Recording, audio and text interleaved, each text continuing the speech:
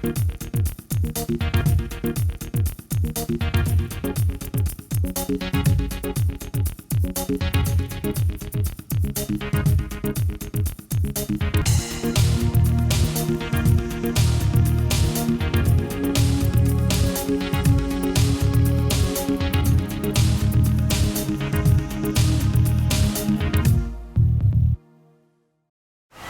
to the Talk of the 10th. I'm Amanda Bledsoe representing the 10th District. And today we're talking a little bit about what is Lexington going to do with the future of our aquatics program. You know, Lexington funded a master plan study in last year's budget, and this year we've finally put a plan together. We've hired a consultant, Branstetter to work with us on doing kind of our master plan. And it's something that we're going to have a lot of community involvement for. And I'm proud to serve on the steering committee with a number of other stakeholders in our community, kind of looking at how the plan's going to be developed, gathering input, and then really presenting something to the council on how we might look at the future of the aquatics program here in Lexington. And I'm very honored to be joined here by Brian Rogers. Brian, you're the Deputy Director for Enterprise here with the Parks and Rec system in Lexington. Thanks for having me. Can you tell us a little bit, you know, what are the pools? First of all, tell us about what is a master plan and why do we need one? Okay, well, a master plan is a tool used by governments basically to establish a baseline, first off, then gain input from the citizens, and then use that input in order to create a 3 to 5 year plan, a 5 to 7 year plan, even 10 to 20 years down the road. So we're very excited that Branstetter is going to tell us where we should take the future, and so we need the public to tell Branstetter where that should be. Sure, and I'm very excited. I love strategic planning and kind of looking at not just the next 6 months, but the next 5, 10 years, so we can really invest our money wisely. Absolutely. To be good stewards.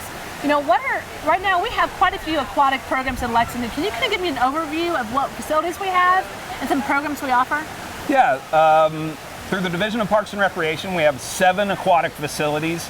We have 4 aquatic centers. We're standing at one now, Southland, and then we have 3 neighborhood pools. And at all of those, we offer daily recreational use. Southland and Woodland both have concession stands. Tate's Creek has a concession stand as well. And then we do swim lessons, pool parties, private rentals. We really try to give the public what they want. Sure. Can you give me a little bit of a timeline? We just hired Branstetter, as you mentioned, to be kind of our director of this program, of our kind of gathering the public input and analysis. What is the timeline from now until when this actually moves forward? Okay, so as you said, we are just launching this week, and the first step is to gain that public input, that citizen engagement, and so we're doing everything we can to put surveys out to the public. They're going to be at the libraries, at all the pools. You can check us out on our website, www.lexingtonky.gov, and the surveys are there now. Go check those out. You can join the online discussion at My Sidewalk and just put in your zip code, and the pool survey is the first thing that comes up. But after that, we are going to be doing stakeholder meetings, and then we're going to be doing town hall meetings, and we hope to have the public input part of it wrapped up somewhere about early September. And then we'll go behind closed doors and start to gather all that together and come up with a plan. And you're going to be a big part of that, and we really appreciate your help, Councilmember Bledsoe. Thank you. It's going to be a big endeavor, and I think people think, well, how fast is this going to happen? And I've been telling people this is a long process. We'll probably take a year before we're pretty ready to say what we're going to do potentially. That's absolutely right. We hope to have some deliverables by November, so that when the budget discussion starts for the fiscal year 2017, that we will have some idea of what the public wants out of our aquatic system. Great. I know some people have said, well, what does this mean for me today, or will anything happen this summer? And people might be a little bit nervous. Can you address that maybe? Oh yeah, no, we just want to do what the public wants us to do, and so we don't have any plans to change anything. We're going to take the input and use that. So the master plan will solely be based on what the public tells us to do. I'm not going in with any predisposed notions. We don't want to close any pools. We don't want to change anything unless the public tells us to change it. Sure. So I think some people are nervous, and you shouldn't be now. We're exactly that, looking at kind of what does the public want and how do we access that information. So I'm like you, I'm very excited to see kind of where this process takes us.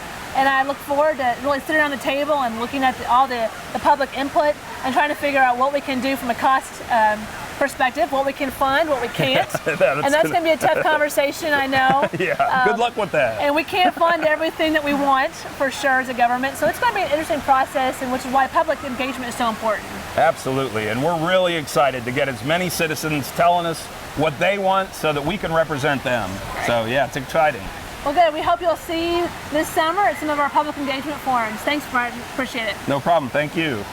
Welcome back. I am proud to stand with Mr. Larry Branstetter, who is the president and CEO of Branstetter Carroll Incorporated. And the city has partnered with Branstetter Carroll to do our master plan for the aquatics program here in Lexington. And I would just like to ask you, thank you for joining me today. You're very welcome.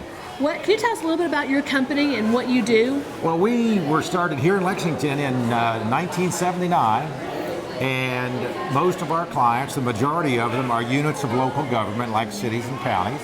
And so we do municipal facilities, and we have a special division that does nothing but recreation planning. Wow. And for the last 25 years, we've been doing a lot of planning studies. And we've been able to export our Kentucky brain power all over the country doing projects like this. Yes, you have. So this will not be the first such aquatic center that we've done. Sure, I know you were very involved in the Austin Center as well. Right. And even in Kentucky, you've done several. Oh, we've done quite a bit in Kentucky. And in the area of aquatics and recreation, we've had a real good success in our own state. Well, and actually, we're here at Southland Pool, which is in the 10th district. This is actually a pool that you all helped design years ago. Right. We did this in 1995. And at the time, the attendance here was real low, maybe 100 people a day, and then it jumped up to about 1,200 a day. In the ensuing years, as it's gotten older, other communities in the area have done aquatic centers like Nicholasville and Versailles and Georgetown and Richmond, some of which we've done, by the way, and they may have pulled some traffic away from Lexington because they might offer a better entertainment value. So what we're going to do in the planning study in our citywide plan is, number one, to ask people what they want, and then come back and say, these are the things that will be needed if you want to offer the best aquatic recreation to the people of Lexington. So what happens is we will go through and do surveys, we'll go out to the neighborhoods, we'll ask them what they want, we'll be on site, we'll do statistically accurate polling, which much like you elected officials do, and then we'll find out what the people want. Then we'll go back and tell them, this is what you told us you wanted and this is what we're proposing. And so then I believe they'll feel a real buy-in to it. They'll communicate with their elected officials, and then we'll get the support to continue on with the plan. So that's the scenario in the process that tends to work in cities all over the country. And we're really excited, since we live here, needless to say, to have this being done in Lexington and apply some of the newer processes and technologies that are on the marketplace today. Well, I'm very proud, obviously, to have a local investor doing these projects, someone who's been involved with our pools for a long time, who understands the history and the importance of these local pools in our community. And I'm guessing that one of the first, we're going to do several public engagement sessions throughout the summer and this fall. And you'll have a number of opportunities to come do that. But the survey that you're talking about is online right now, correct? Right. We've got things online. We'll be going out on the sites, and we'll be going to meetings. And what we found out is that someone might come to a meeting, but then they'll tell 10 or 15 other of their neighbors and friends. And so we'll build a groundswell of support. So really this process starts from the ground and works its way up, rather than elected officials and us consultants coming in and telling people what they want. Well, that's it. And I think that's the key to the success. Well, you're exactly right. And that's the one thing that we want to make sure we do is hear from you what's important to you, what are things that you value, what are things that you don't necessarily need now, or things you'd like to have in the future. And a great tool for that is to fill out these surveys so that they can provide to us a really good assessment of what we need to do in our Master Aquatics plan for next year. So thank you so much for joining me. Thank you for your investment in our community. And I look forward to hearing the results. Well, we've been talking quite a bit about the online surveys, and I'm here with Lindsay, who works for our Parks and Rec department, to talk a little bit more about how other ways the citizens can be involved in this. So I know, Lindsay, we've talked a lot about maybe some public engagement opportunities. Right. At the end of August, we're going to have 4 town hall meetings around the districts, and we have 3 scheduled now, one at Clays Mill Elementary, one at Southland Christian Church, and one at the Central Library downtown branch, and we have a 4th yet to be scheduled, but we're hoping for Amani Church. We will publicize those heavily so we can get as many people out as possible. We want the input. Our consulting group wants to know exactly what Lexington wants in the future. Great, so this is going to be pretty nice forums. They're going to be around different areas in Lexington, so we hope that you will figure out which avenue is closest to you so you can join us. After we do, the public forums and the citizen engagement, what's the next step for how that's going to be used? After that, the consulting group is going to get all of the information they gather together, which will be the survey, the website, the handwritten surveys that we're handing out, and all the town hall meeting information. There's going to be some shareholder groups that they get together with to make sure that every invested interest is equally shown throughout the survey. So everybody from the rec user to the competitive user is equally shown, and everybody gets their input in the same venues.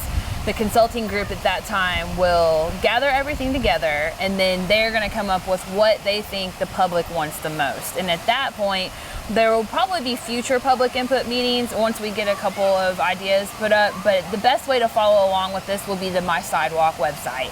And if you get on there now, we have 4 questions that you can answer.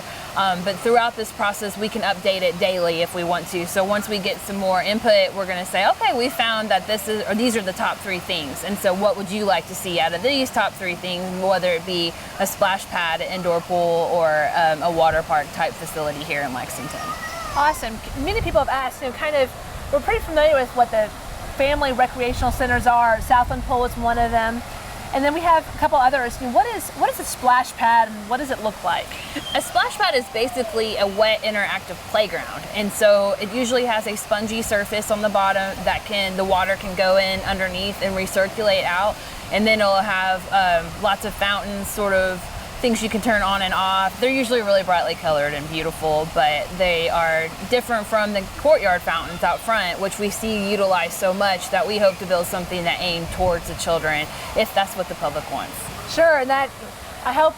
Personally, I love splash pads and they're a lot of fun. And one of the assets of a splash pad is you can use them a lot longer than just as pools, right? Right, and that is one of our hopes, that if we were to add on to a facility, it would be something that we could utilize in those early May months where it's so hot, but we don't have the lifeguards yet, or into October when we have those 90-degree random days that we can have the splash pad going. They don't utilize the lifeguards that we have to have as far as a pool being open all the time. Sure, and I know lots of people have asked about therapeutic swimming, people who might need it for special needs. We've taught some with people who love competitive swimming and would like to see more, just space to do competitive swimming. I think the other option was that an indoor pool has been talked about quite a bit. We have talked about an indoor pool. I'm interested to see how that goes. If people want something more along the lines of a lazy river with a lot of slides that's only utilized during the outdoor months, or if people want an indoor facility that can be used for both competitive and recreational use year-round. I do think the therapeutic community could utilize a warm water swimming that would be utilized indoor, whether it be for rehab purposes or for many other things. So it's going to be interesting. I don't know what the public's going to tell us they want the most. Me either, and I'm very interested. So I really hope that you will join Lindsay and other Parks and Rec departments when they kind of look at and get these public forums where you can give us your feedback. Obviously cost is going to be an important part of this. So the first step is finding out what you want, and then trying to figure out what we can afford to have. Absolutely, so yes. If someone wants to follow this, you said the My Sidewalk is the best place? My Sidewalk, if you log onto that website and search by your zip code, it's going to be the first thing that pulls up. And once you're in and you've signed up with an email address, it's going to let you know as we progress in this survey.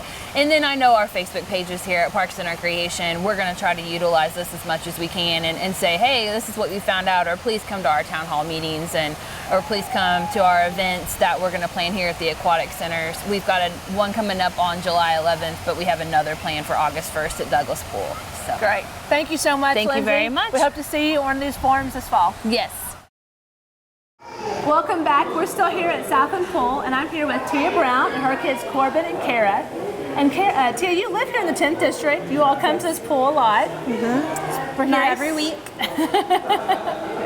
And your kids love it. Love it here. So we're doing this master plan for aquatics, trying to figure out what families and what citizens like or want. What are things that you look for Lexington to think about in the future? Well, we really like that there are 2 areas here so we can stay a long time, and come up and do real swimming for a while, and then go down and let them relax with the frog slide, which is definitely our favorite, and just playing in the shallow area too, which really helped when they were little, because it's harder in the deep. No kidding. I know that zero entry is really nice for little ones who can't go down too far. And T and I both grew up right around the corner here in the Claysville area, and went to this pool when we were younger. And this pool used to be one big rectangle. It was not the aquatic center it is today. So it's a pretty big improvement. Yes, it's very much better. But it's nice to have the other ones too. We go to Shiloh a couple times a summer, and it's a nice change if you have 2 adults. But when there's just one of you, you need a place that has the shallow water. Sure. Yeah. Okay, Corbin. So do you like Southland Pool? What's your favorite part of the pool?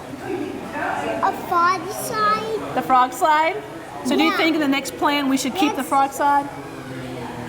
It's my favorite thing of this whole pool. The whole field. Do you think slides are an important part of the pools?